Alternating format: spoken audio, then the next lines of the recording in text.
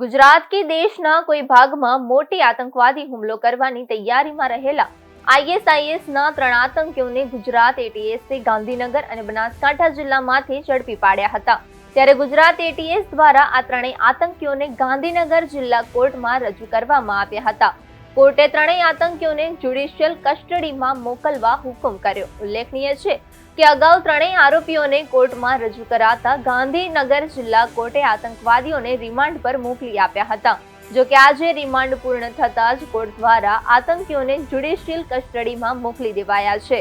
ગુજરાત એટીએસે ગાંધીનગર અને બનાસકાંઠા જિલ્લામાંથી 9 નવેમ્બરના રોજ આઈએસઆઈએસના 3 આતંકીઓને ઝડપી પાડ્યા હતા। ઝડપાયેલા 3 આરોપીઓ પૈકીના એક ડોક્ટર સૈયદ અહેમદનો ખતરનાક ઇરાદો હોવાનો ઘટસ્ફોટ થયો હતો।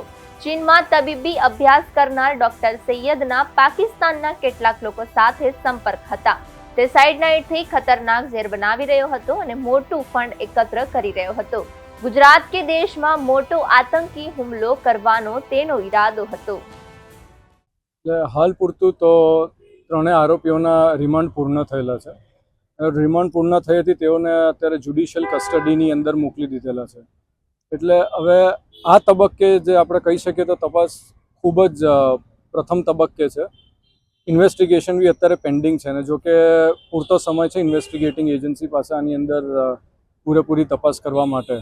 એટલે હાલ આરોપીઓ ખરેખર નિર્દોષ છે કે ગુનેગાર છે તે આ તબક્કે કહેવું ખૂબ જ પ્રીમેચ્યોર કહેવાશે।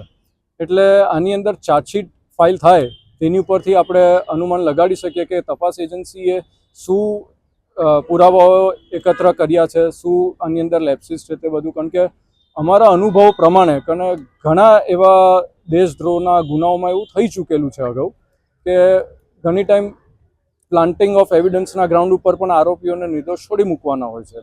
એટલે જ્યાં સુધી તપાસ પૂર્ણ ના થાય અને ચાર્જશીટ ફાઇલ ના થાય ત્યાંથી અંદરથી શું લેપ્સિસ છે અને એના અગેન્સ્ટમાં શું આવ્યું છે તે ચોક્કસપણે ચાર્જશીટ આવી હતી કહી શકાય। પરંતુ હાલના મુદ્દે એઓને જ્યુડિશિયલ કસ્ટડીમાં મોકલી આપવામાં આવેલ છે। જરૂરી બિલની પ્રક્રિયાને જે છે તે અમુક બધા લીગલ ગ્રાઉન્ડ્સ ઉપર તેની કાર્યવાહી આગળ કરવામાં આવશે।